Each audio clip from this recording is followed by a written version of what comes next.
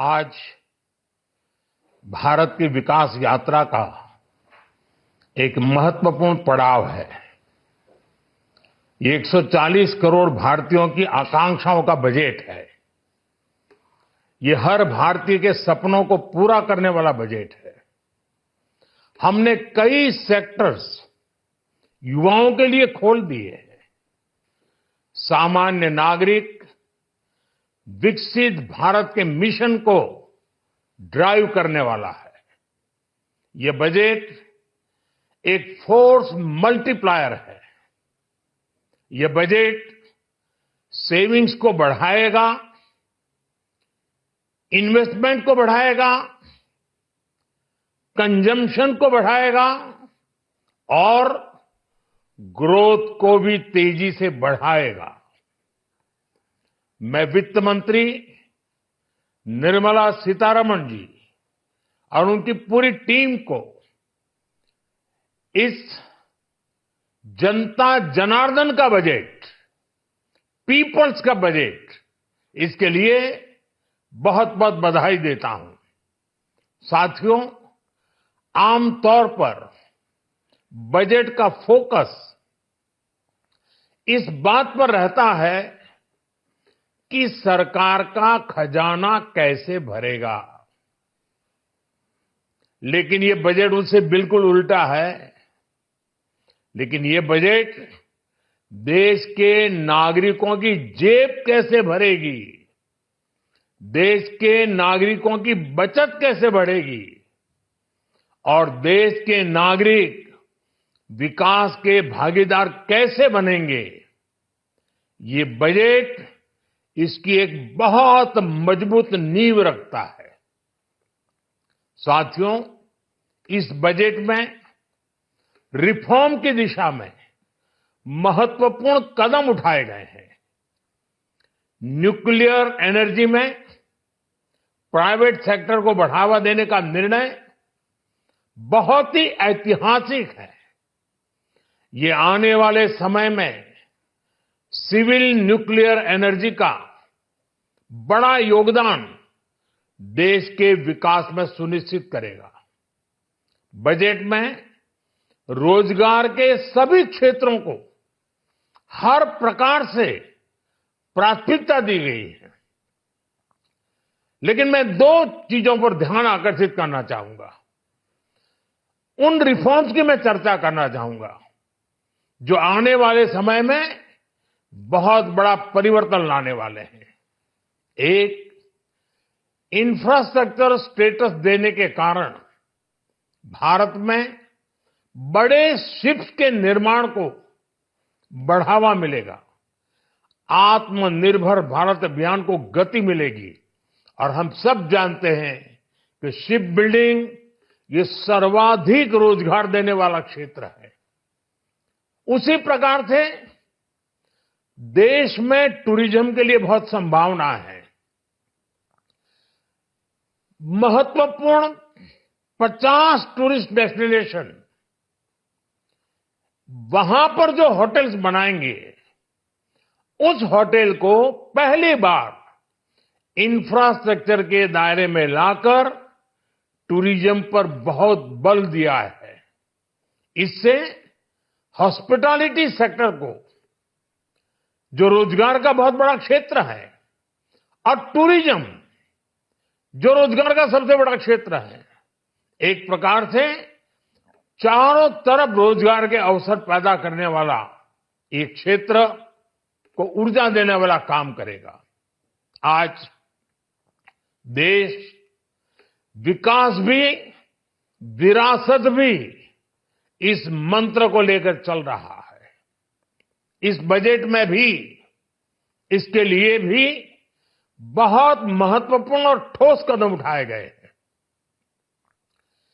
1 करोड़ पांडुलिपियों के लिए संरक्षण के लिए, मैन्युस्क्रिप्ट के लिए ज्ञान भारतम मिशन लॉन्च किया गया है। साथ ही भारतीय ज्ञान परंपरा से प्रेरित एक नेशनल डिजिटल रिपोजिटरी बनाई जाएगी, यानी टेक्नोलॉजी का भरपूर उपयोग किया जाएगा और हमारा जो परंपरागत ज्ञान है उसमें से अमृत निचोड़ने का भी काम होगा। साथियों, बजट में किसानों के लिए जो घोषणा हुई है वो कृषि क्षेत्र और समूची ग्रामीण अर्थव्यवस्था में नई क्रांति का आधार बनेगी। पीएम धन धान्य कृषि योजना के तहत 100 जिलों में सिंचाई और इंफ्रास्ट्रक्चर का डेवलपमेंट होगा। किसान क्रेडिट कार्ड की लिमिट 5 लाख तक होने से उन्हें ज्यादा मदद मिलेगी। साथियों, अब इस बजट में 12 लाख रुपए तक की आय को टैक्स से मुक्त कर दिया गया है।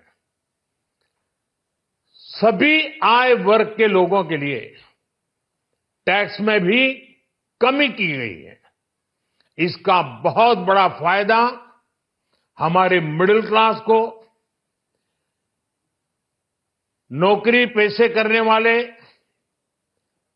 जिनकी आय बंधी हुई है ऐसे लोगों को, मिडिल क्लास को इससे बहुत बड़ा लाभ होने वाला है।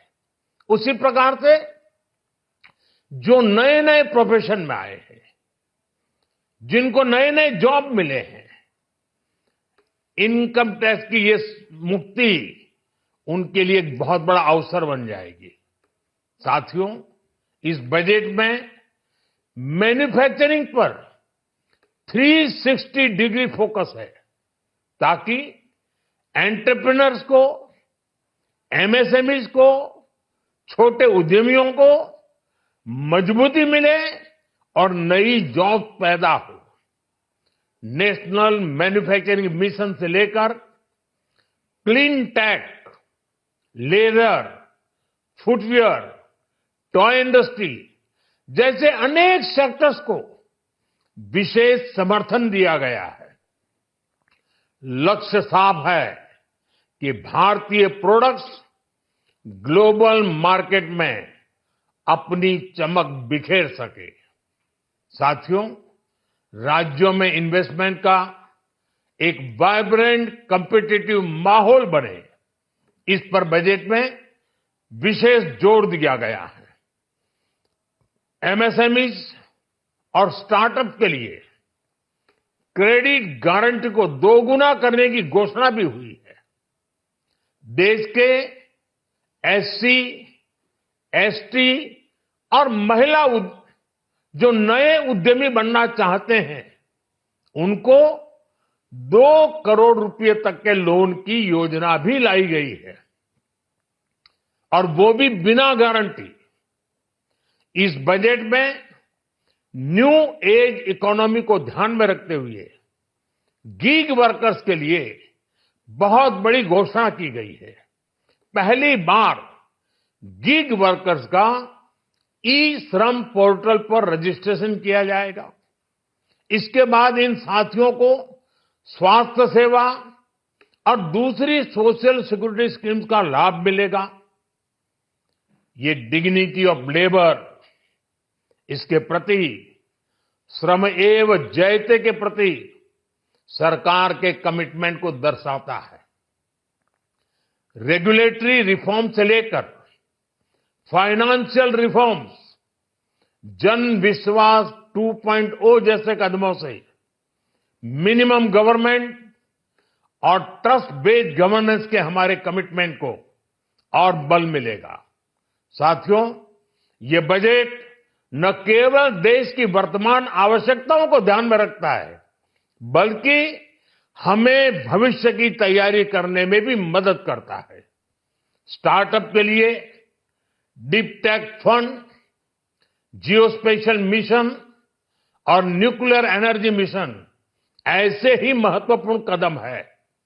मैं सभी देशवासियों को एक बार फिर इस ऐतिहासिक पीपल्स बजट की बधाई देता हूं और फिर एक बार वित्त मंत्री जी को भी बहुत बहुत बधाई देता हूं। बहुत बहुत धन्यवाद।